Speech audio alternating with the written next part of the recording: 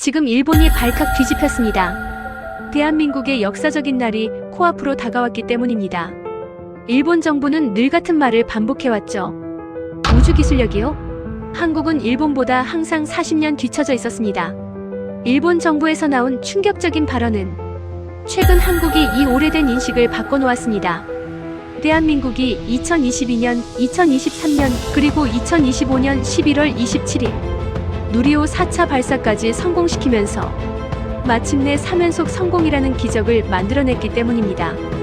그런데 더 충격적인 건 같은 시간 일본에서 벌어진 일들입니다. 일본은 2024년 3월, 2024년 11월, 그리고 2024년 12월 단 1년 동안 3연속 실패를 기록한 거였죠. 정부도 실패했고 민간도 실패했습니다. 결국 기술력의 차이는 결과의 차이를 만들었고 결과의 차이는 국가의 힘을 바꾸기 시작했습니다. 불과 20년 전만 해도 일본이 한국보다 40년은 앞서 있다고 평가받던 우주 기술력이 2025년 완전히 뒤집힌 겁니다. 도대체 어떻게 이런 역전이 가능했을까요? 지금부터 일본을 압도한 대한민국의 숨겨진 이야기를 바로 시작하겠습니다. 시작에 앞서 좋아요, 구독 눌러주시면 큰 힘이 됩니다. 안녕하세요. 저는 유타 아키히로입니다. 올해 나이는 44살입니다. 25년 동안 일본 우주정책연구센터에서 일했습니다. 처음엔 자랑스러웠어요. 우주강국 일본의 미래를 설계하는 자리였으니까요. 그런데 2025년 11월 제 책상 위에는 한국 관련 보고서만 쌓여가고 있었습니다. 누리호였어요. 한국이 만든 발사체였죠. 2022년에 처음 성공했고 2023년에 두 번째 발사도 성공했습니다. 연속 성공이었어요. 그런데 센터 내부 분위기는 이상했습니다. 아무도 심각하게 받아들이지 않았거든요. 회의실에서 세토 마유키 국장이 말했습니다. 한국은 운이 좋았을 뿐이야. 세토 국장은 51살이었어요.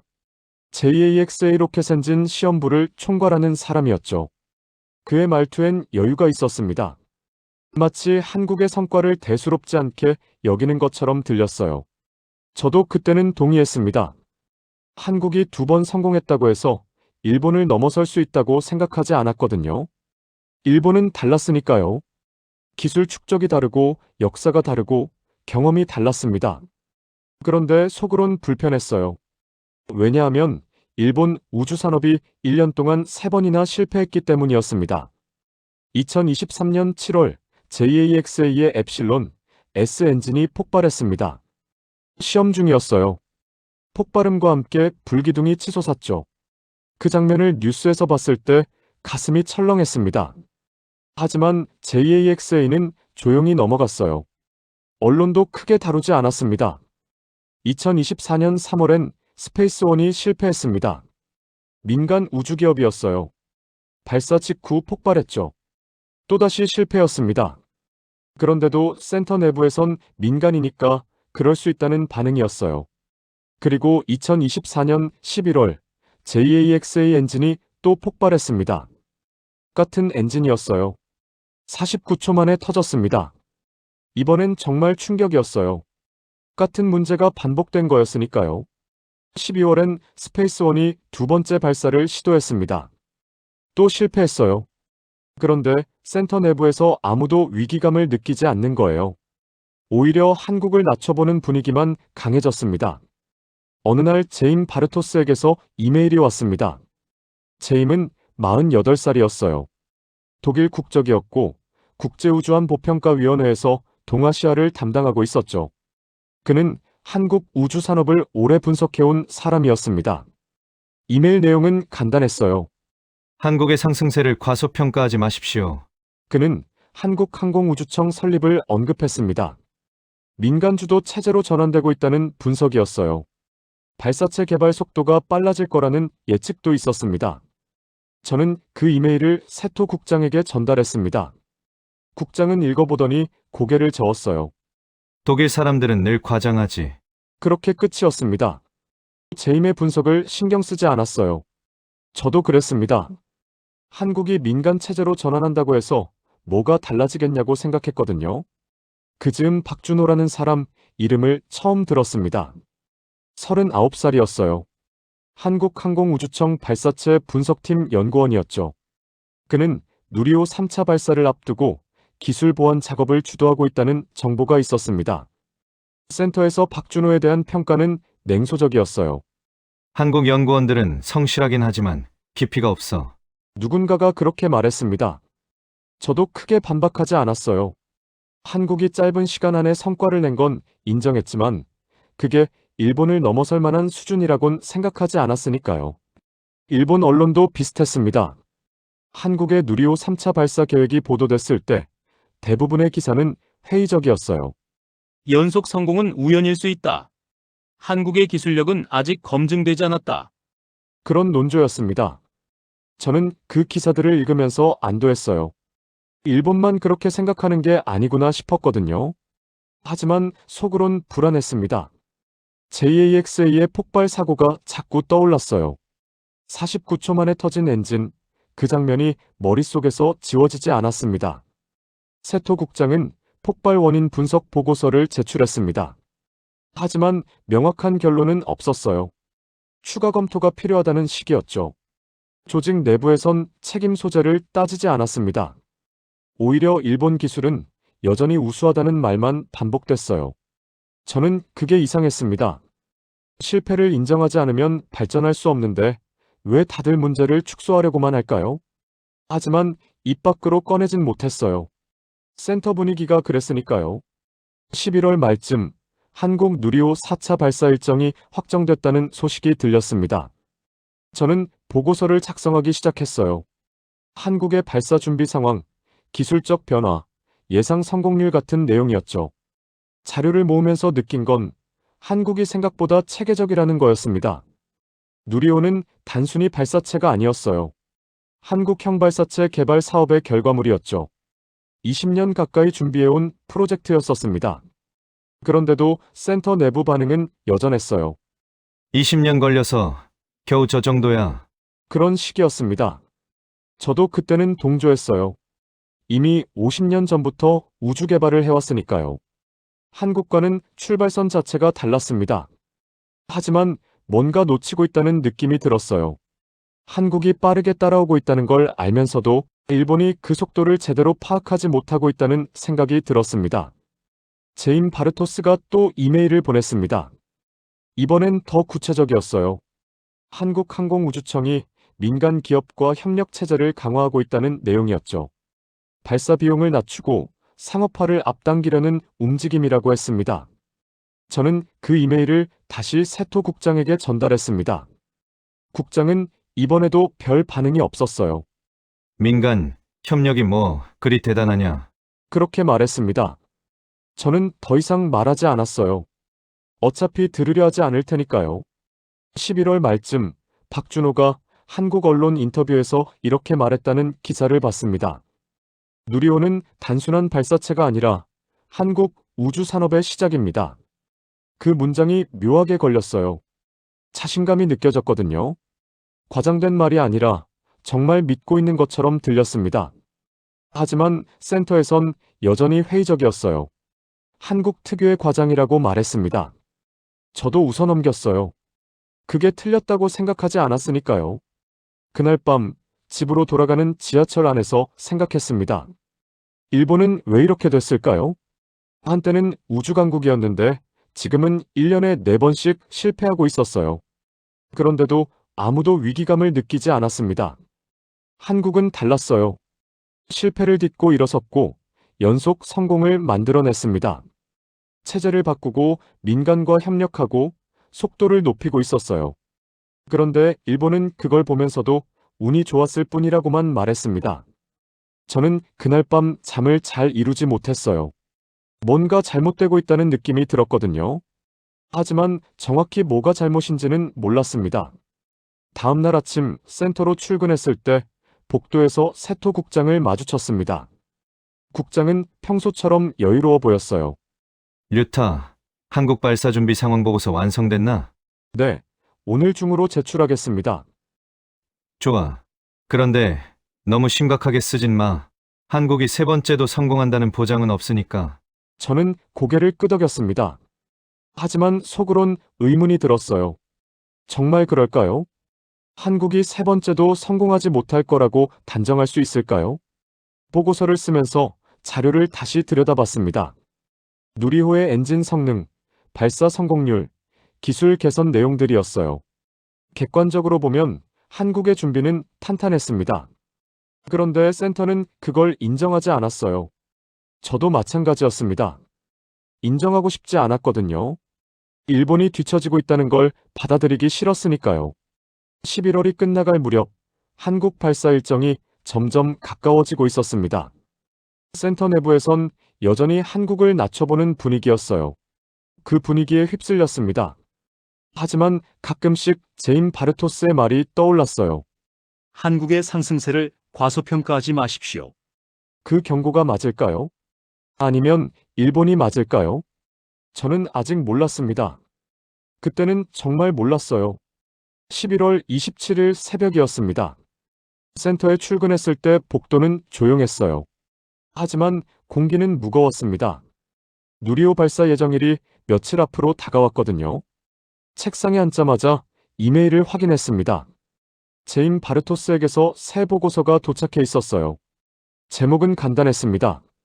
한국 발사체 능력의 안보적 함이었죠. 보고서를 열어봤습니다. 첫 문장부터 날카로웠어요.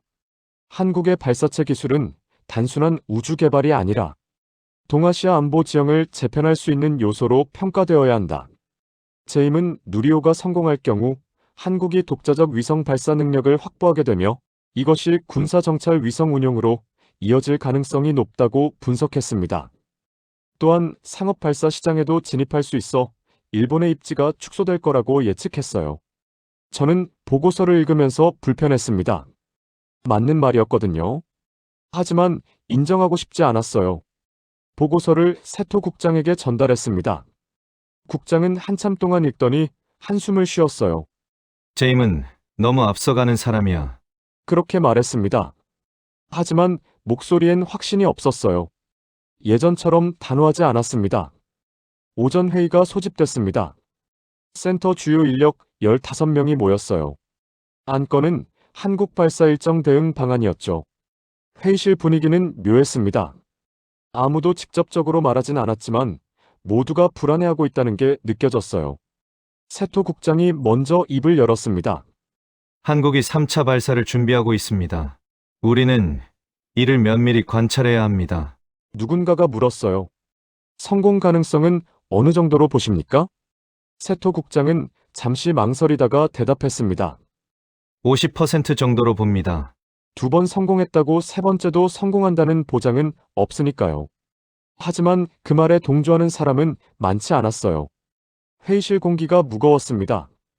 저는 자료를 펼쳤습니다. 한국항공우주청에서 공개한 발사 준비 상황 보고서였어요. 데이터는 정확했고 절차는 체계적이었습니다. 한국은 조용했어요. 언론 플레이도 없었고 과장된 홍보도 없었습니다. 그저 묵묵히 준비하고 있었죠. 그게 더 불안했습니다. 자신감이 느껴졌거든요. 회의가 끝난 뒤 세토 국장이 저를 따로 불렀습니다.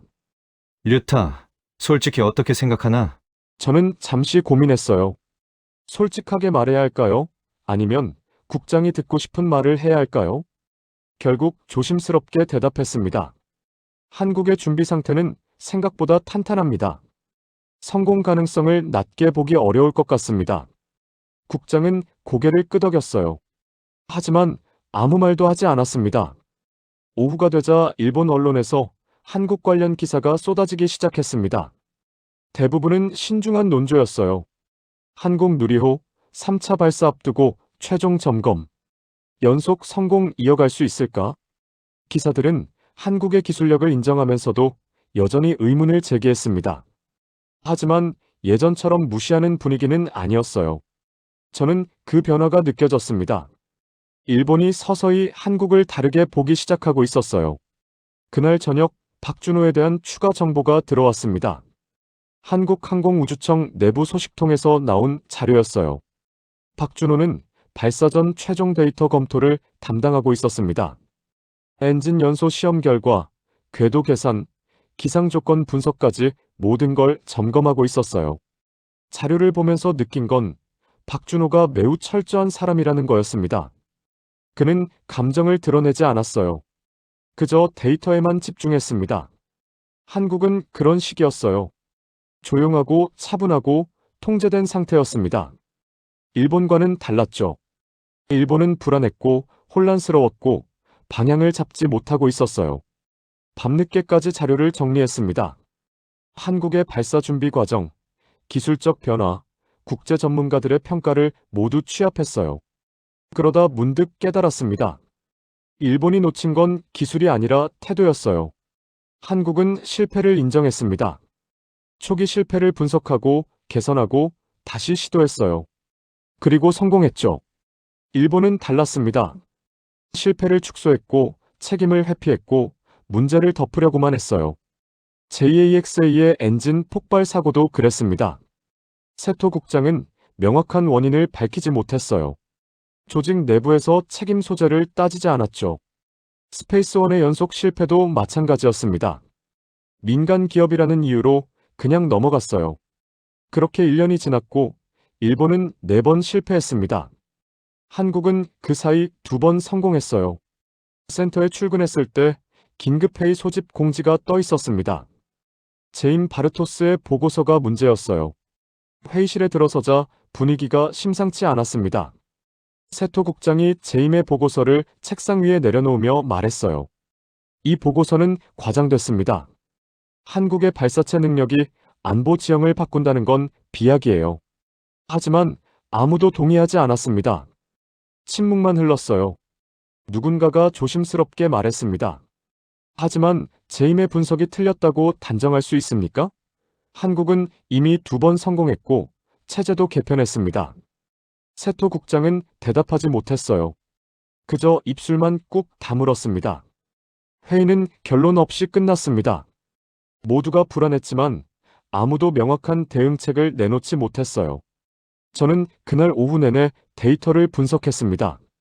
누리호의 엔진 성능, 발사 성공률, 궤도 정밀도까지 모든 걸 다시 들여다봤어요. 객관적으로 보면 한국의 기술은 검증됐습니다.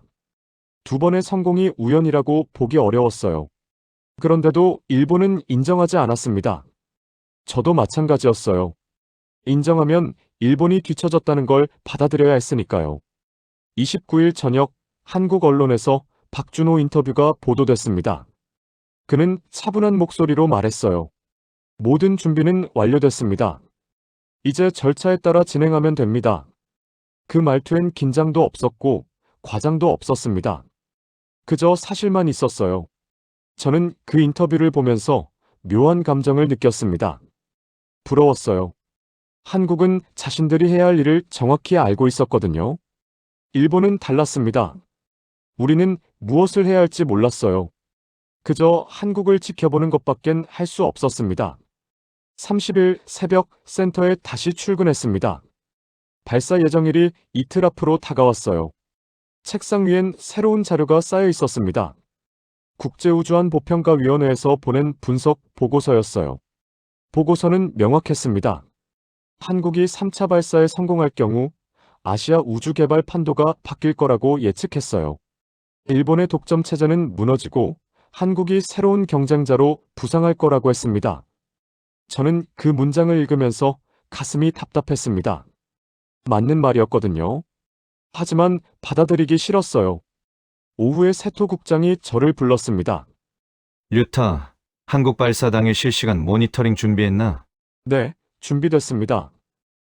좋아. 우리도 지켜봐야지. 뭐가 나올지 모르니까. 국장의 목소리엔 여유가 없었어요. 긴장이 느껴졌습니다. 저는 그날 밤 잠을 이루지 못했습니다. 내일 모레면 결과가 나올 거였어요. 한국이 성공할까요? 실패할까요? 일본은 그 결과에 따라 달라질 거였습니다. 성공하면 일본은 더 이상 아시아 유일의 우주 강국이 아니었어요. 실패하면 일본은 안도할 수 있었죠. 하지만 속으론 알고 있었습니다. 한국은 성공할 거라고요. 그 예감이 틀리길 바랐어요. 하지만 데이터는 거짓말하지 않았습니다.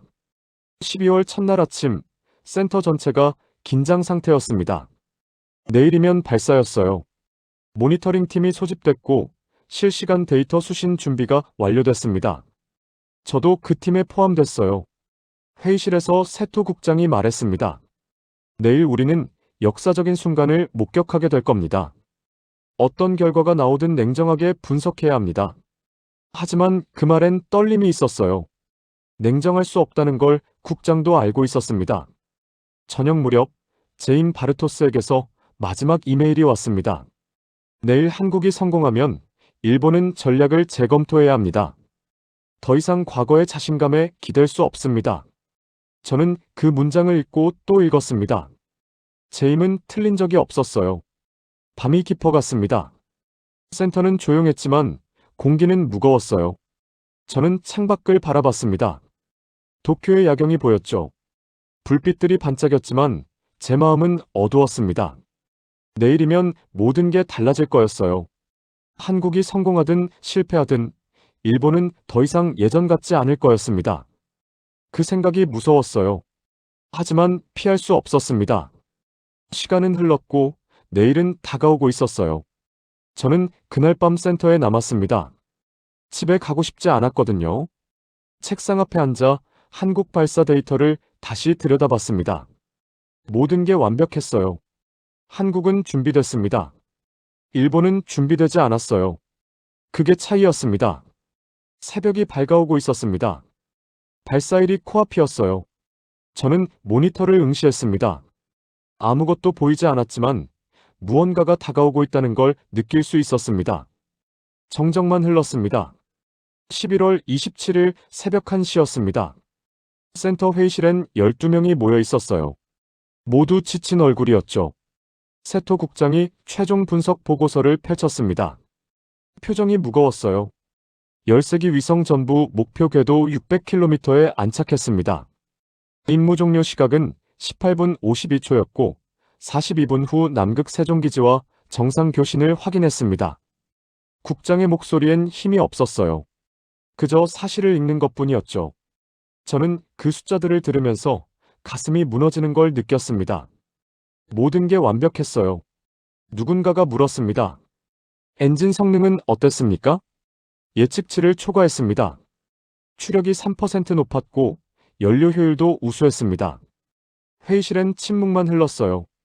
아무도 말하지 않았습니다. 저는 책상 위에 놓인 자료를 내려다봤어요. 일본의 최근 기록이 적혀 있었습니다.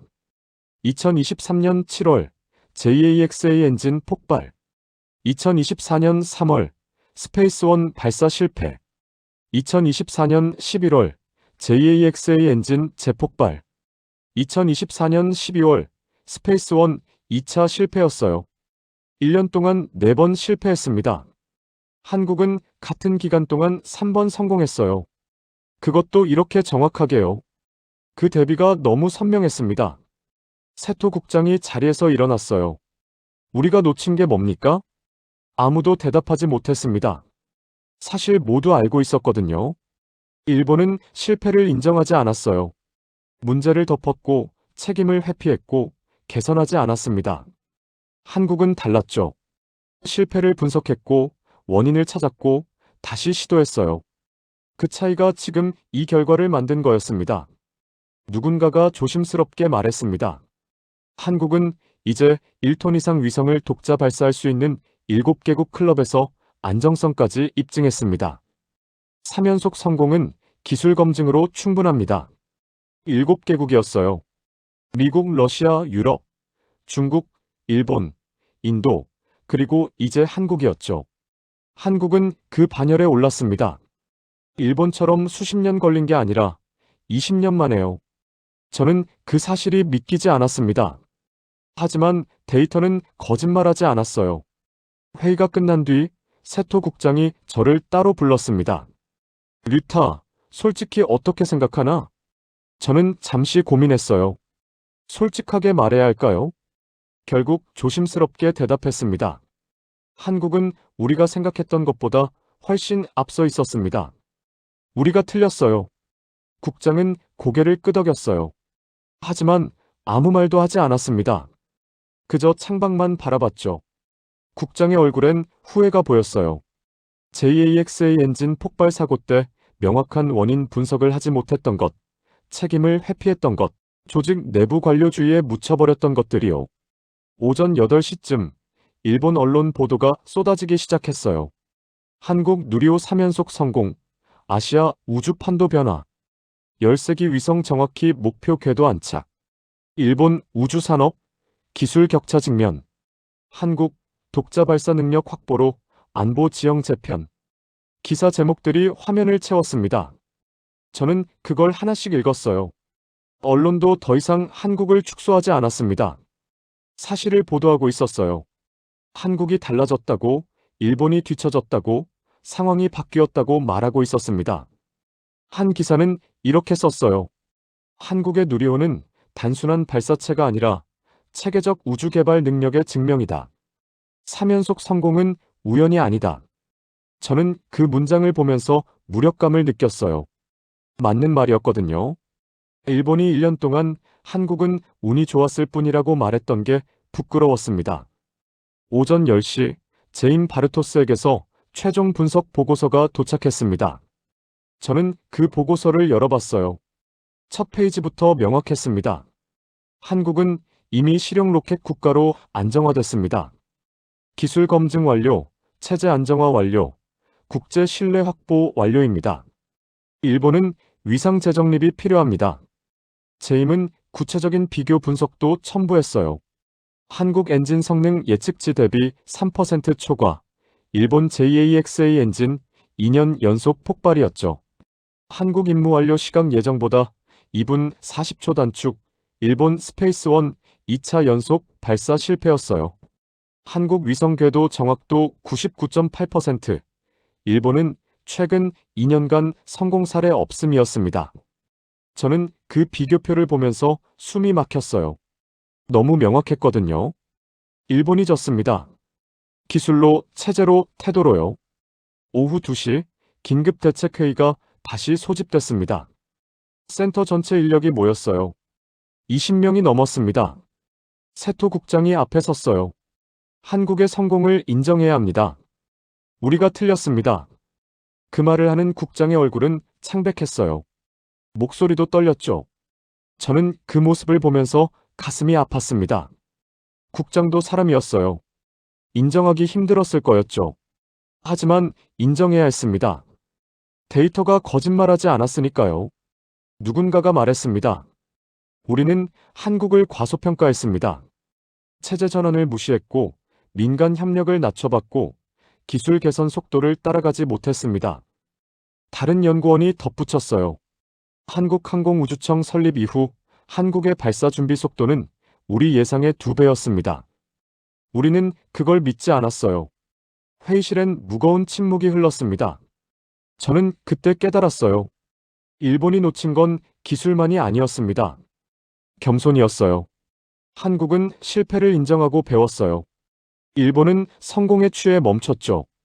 회의는 2시간 동안 이어졌어요. 대응 방안을 논의했지만 명확한 답은 나오지 않았습니다. 일본이 따라잡으려면 시간이 필요했어요. 몇 년이 걸릴지도 몰랐죠. 그 사이 한국은 더 앞서 나갈 거였습니다. 저는 그 사실이 두려웠어요. 회의가 끝나고 저는 혼자 남았습니다. 분석실로 돌아와 자료를 다시 정리했어요.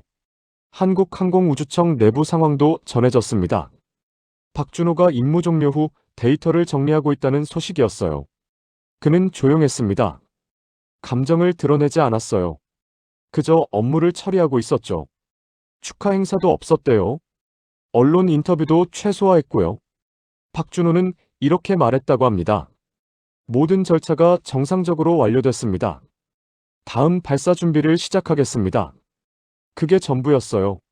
한국은 그런 식이었습니다. 승리를 선언하지 않았어요. 과장하지도 않았죠. 그저 다음 준비를 하고 있었습니다. 그게 더 무서웠어요. 한국은 이미 다음을 보고 있었거든요. 일본은 여전히 과거에 머물러 있었는데요. 저녁 6시 센터를 나왔습니다. 복도를 걸으면서 생각했어요. 일본은 언제부터 이렇게 됐을까요? 과거엔 자랑스러웠는데 지금은 부끄러웠습니다. 실패를 인정하지 못했고, 변화를 거부했고, 자만에 빠졌어요. 그 대가가 지금 나타나고 있었습니다. 집으로 가는 지하철 안에서 뉴스를 봤어요. 한국 관련 보도가 계속 나오고 있었습니다. 누리호 성공으로 한국 우주강국 대열 합류, 독자 위성 발사 능력 확보, 국제 위상 상승, 3연속 성공으로 기술 안정성 입증. 모든 게 한국 이야기였어요. 일본은 배경으로만 언급됐죠. 한 방송은 전문가 인터뷰를 내보냈습니다. 한국은 이제 상업 발사 시장에도 진출할 수 있습니다. 일본의 독점 체제는 끝났습니다. 저는 그 말을 듣고 창밖을 바라봤어요. 어두운 하늘이 보였죠. 저 하늘 어딘가에 한국 위성 13기가 떠 있었습니다. 600km 상공에서요. 저는 그날 밤 잠을 이루지 못했습니다. 머릿속이 복잡했거든요. 한국이 성공한 건 당연했어요. 준비했고, 노력했고, 개선했으니까요. 일본이 실패한 것도 당연했습니다. 안주했고, 회피했고, 멈췄으니까요. 다음 날 아침 센터에 출근했을 때 복도는 조용했어요. 하지만 공기는 무거웠습니다. 모두가 같은 생각을 하고 있었어요. 이제 어떻게 해야 하냐고요? 책상에 앉아 이메일을 확인했습니다. 제임 바르토스에게서 또 메시지가 와 있었어요. 일본이 다시 일어서려면 근본적인 변화가 필요합니다. 과거의 방식으론 불가능합니다. 한국처럼 실패를 인정하고 빠르게 개선하고 민간과 협력해야 합니다. 저는 그 문장을 읽으면서 고개를 끄덕였어요. 맞는 말이었습니다. 일본은 변해야 했어요. 실패를 인정하고 책임을 지고 다시 시작해야 했습니다. 하지만 그게 가능할까요? 조직은 무겁고 관료주의는 뿌리 깊고 변화는 느렸어요. 저는 확신할 수 없었습니다. 오후가 되자 한국항공우주청에서 공식 발표가 나왔습니다. 박준호가 작성한 보고서였어요. 누리호 3차 발사 임무 성공적 완료. 13기 위성 모두 정상 작동 중. 궤도 안정성 확인 완료. 차기 발사 준비 착수. 그게 전부였습니다. 짧고 정확하고 담담했어요. 한국은 이미 다음을 준비하고 있었습니다. 과거에 머물지 않았어요. 일본은 달랐죠. 여전히 과거를 붙잡고 있었습니다. 저는 그날 저녁 세토 국장과 마주쳤어요. 복도에서였습니다. 국장은 지쳐 보였어요. 몇 년은 늙은 것 같았죠. 류타, 우리가 뭘 잘못한 걸까? 저는 잠시 망설이다가 대답했습니다. 인정하지 않은 게 잘못이었습니다. 실패를 덮으려고만 했죠. 한국은 실패를 분석하고 개선했어요. 우리는 그렇게 하지 않았습니다. 국장은 고개를 끄덕였어요. 아무 말도 하지 않았습니다. 그날 밤 집으로 돌아와 창밖을 바라봤어요. 별이 보였습니다. 저 별들 사이로 한국 위성 13기가 떠 있었어요. 600km 상공에서요. 한국은 해냈습니다. 독자 기술로, 자기 힘으로요. 일본은 그걸 지켜만 봤어요. 아무것도 하지 못했습니다. 저는 그 사실이 부끄러웠습니다. 며칠 후 저는 보고서 작성을 시작했어요. 한국 누리호 3차 발사 분석 보고서였죠. 첫 문장을 쓰는 게 힘들었습니다. 결국 이렇게 썼어요. 한국은 3연속 성공으로 발사체 기술을 검증했다. 일본은 전략 재검토가 필요하다. 그 문장을 쓰면서 손이 떨렸어요.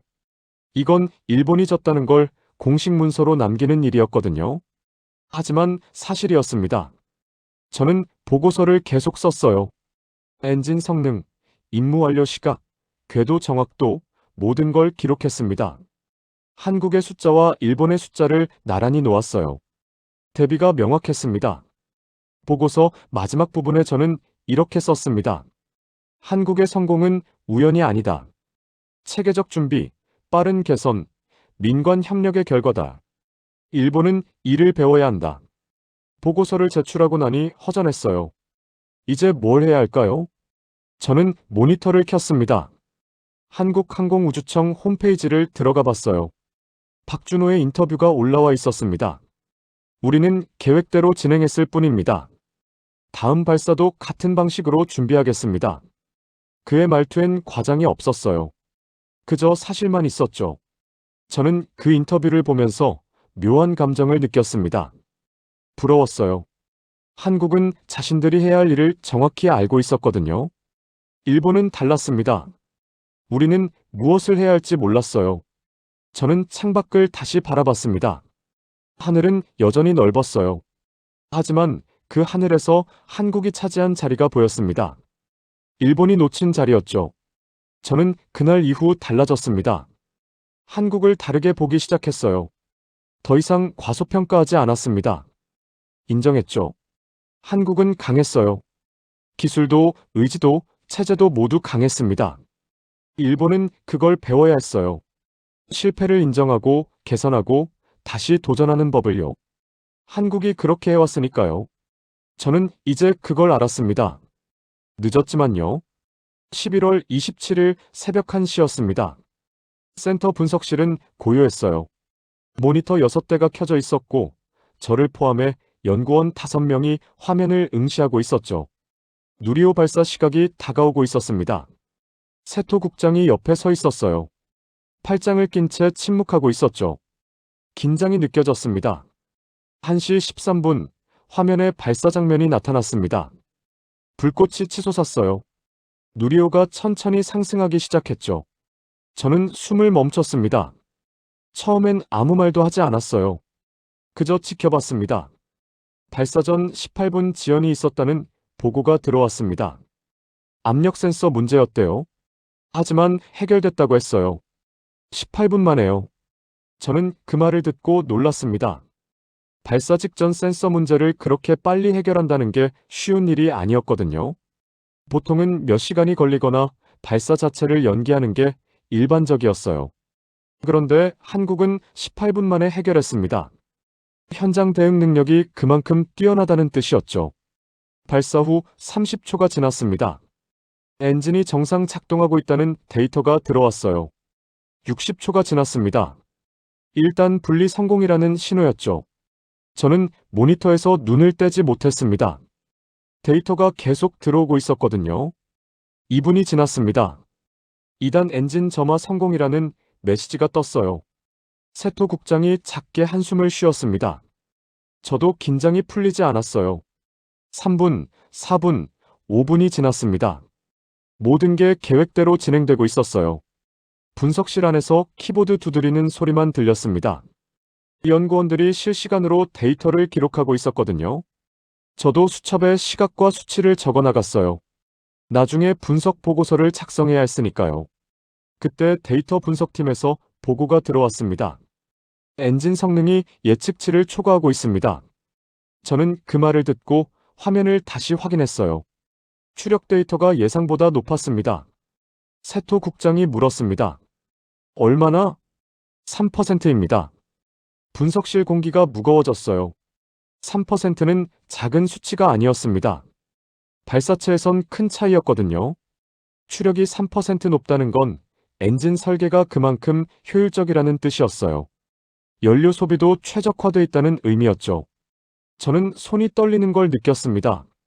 한국이 예상보다 훨씬 더 뛰어났던 거예요. 일본이 지난 1년 동안 겪었던 엔진 폭발 사고가 떠올랐습니다. JAXA의 엡실론 S 엔진은 2번이나 폭발했었어요. 2023년 7월, 그리고 2024년 11월이었죠. 49초 만에 터진 엔진도 있었습니다. 한국은 달랐어요. 안정적이었고 예측을 초과했습니다. 10분이 지났습니다. 페어링 분리 성공이라는 신호가 왔어요. 15분, 2단 분리도 완료됐습니다. 모든 절차가 정확했어요. 오차가 거의 없었습니다. 저는 그 흐름을 보면서 불안해졌습니다. 이건 운이 아니었어요. 체계였습니다. 누군가가 중얼거렸어요. 3번 다 이렇게 정확할 수가 있나? 아무도 대답하지 않았습니다. 하지만 모두 같은 생각을 하고 있었어요. 한국은 3연속으로 이런 결과를 만들어내고 있었습니다. 18분 52초 위성 분리 시작이라는 메시지가 떴습니다. 저는 그 숫자를 보고 얼어붙었어요. 예정 시각보다 2분 40초 빨랐습니다. 뭔가 잘못된 거 아닙니까? 누군가가 물었어요. 하지만 데이터는 정확했습니다. 2분 40초였어요. 연료 효율이 그만큼 뛰어나다는 뜻이었죠. 발사체 임무에서 2분은 엄청난 차이였습니다. 같은 연료로 더 많은 걸 할 수 있다는 의미였거든요. 세토 국장은 아무 말도 하지 않았습니다. 그저 화면만 응시하고 있었어요. 국장의 얼굴이 창백해 보였습니다. 20분이 지났습니다. 위성 분리가 계속되고 있었어요. 첫 번째 위성, 두 번째 위성, 세 번째 위성이 차례로 궤도에 진입했습니다. 데이터는 모두 안정적이었어요. 목표 궤도 600km에 정확히 배치되고 있었죠. 저는 화면을 보면서 가슴이 답답해졌습니다. 완벽했어요. 네 번째, 다섯 번째, 여섯 번째 위성도 성공적으로 분리됐습니다. 일곱 번째부터 13번째까지 모두 같았어요. 오차 없이 진행됐습니다. 분석실엔 침묵만 흘렀습니다. 아무도 말하지 않았어요. 저는 그때 깨달았습니다. 한국은 처음부터 준비돼 있었던 거예요. 18분 센서 문제 해결도 2분, 40초 빠른 임무 완료도, 13기 위성의 정확한 궤도 진입도 모두 우연이 아니었습니다. 기술이었어요. 일본이 지난 몇 년 동안 자만하고 있을 때 한국은 이런 준비를 하고 있었던 거였죠. 25분이 지났을 때 데이터 분석팀이 중간 보고를 올렸습니다. 현재까지 모든 절차 정상입니다. 궤도 진입 정확도 99.6% 이상으로 예상됩니다. 99.6%였어요. 거의 완벽에 가까운 수치였습니다. 저는 그 숫자를 보면서 무력감을 느꼈습니다. 일본이 도달하지 못한 수준이었거든요. 30분이 지났습니다. 8번째, 9번째 위성이 분리됐어요. 35분, 10번째와 11번째도 성공적으로 궤도에 진입했습니다. 40분, 12번째 위성까지 완료됐어요. 이제 마지막 한 기만 남았습니다. 분석실 안 공기가 더 무거워졌어요. 모두가 숨을 죽이고 지켜보고 있었습니다. 42분이 지났을 때 남극 세종기지와 교신 성공이라는 보고가 들어왔습니다. 한국은 남극 기지까지 준비했던 거였어요. 발사 후 첫 교신 지점으로요. 저는 그 사실에 충격을 받았습니다. 얼마나 치밀하게 계획한 거죠? 발사체를 쏘아 올리는 것만으로도 어려운 일인데 남극 기지와의 교신 시스템까지 구축해 놓았다는 게 믿기지 않았어요. 일본은 그런 준비를 하지 못했습니다. 아니, 하지 않았죠. 세토 국장이 자리에서 일어났습니다. 아무 말 없이 밖으로 나갔어요. 저는 그 뒷모습을 보면서 무너지는 기분이었습니다. 국장도 견디기 힘들었던 거였어요. 45분이 지났습니다. 13번째 위성, 마지막 위성이 분리됐다는 신호가 왔어요. 50분이 지났습니다. 모든 위성 분리 완료라는 최종 보고가 들어왔어요. 13기 전부였습니다. 데이터 분석팀이 최종 수치를 정리하기 시작했어요. 저도 자료를 확인했습니다. 엔진 성능 예측치 대비 3% 초과, 임무 완료 시각 2분 40초 단축, 위성 궤도 진입 정확도 99.8%였습니다. 모든 수치가 일본의 예상을 벗어났어요. 저는 그 숫자들을 보면서 숨이 막혔습니다. 한국이 압도적이었거든요. 일본은 예측을 틀렸어요. 한국을 과소평가했고 자신들을 과대평가했습니다. 그 대가가 지금 데이터로 나타나고 있었어요.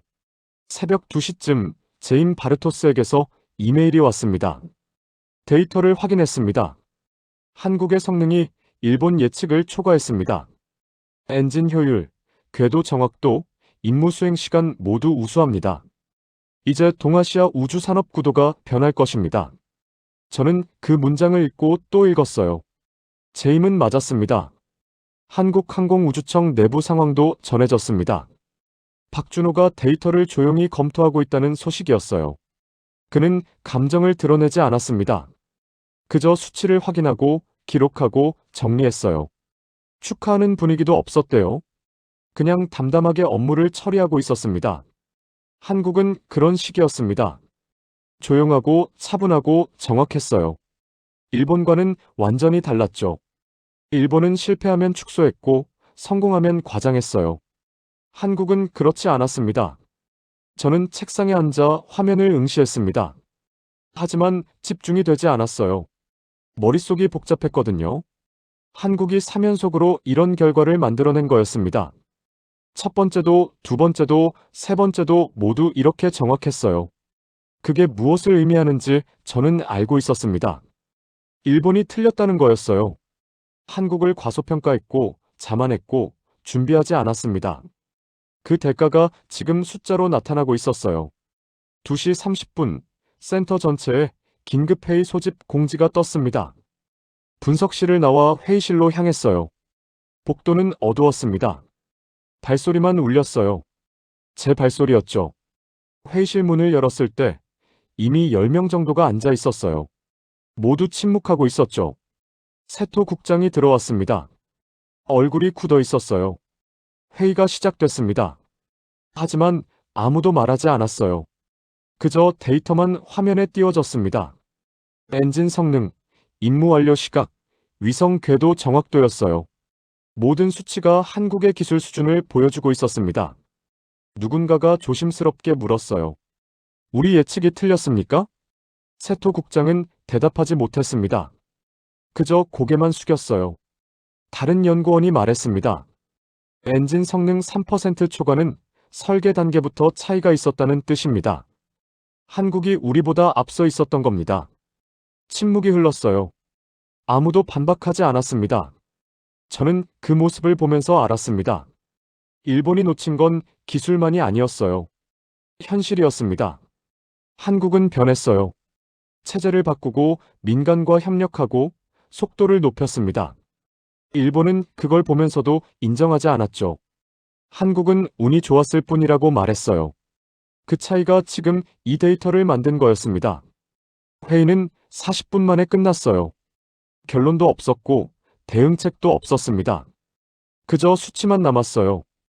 압도적인 수치였습니다. 저는 다시 분석실로 돌아왔습니다. 모니터엔 여전히 데이터가 흐르고 있었어요. 한국의 데이터였습니다. 새벽 3시, 일본 언론에서 속보가 나오기 시작했어요. 한국 누리호, 위성 13기 분리 완료. 목표 궤도 600km 정확히 안착. 임무 예정 시각보다 2분 40초 빠른 진행.